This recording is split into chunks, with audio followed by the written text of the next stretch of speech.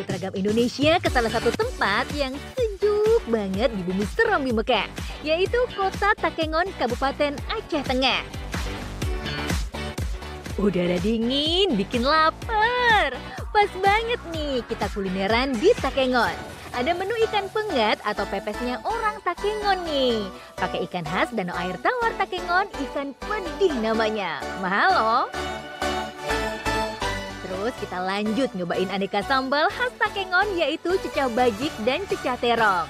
Pecinta pedas pasti suka. Perut kenyang, kita santai minum kopi ala Gayo yang kualitasnya sudah diakui dunia. Wisatanya kita jalan-jalan cantik ke Burtelege dan Danau Lutawar. Pemandangannya mempesona. Berangkat!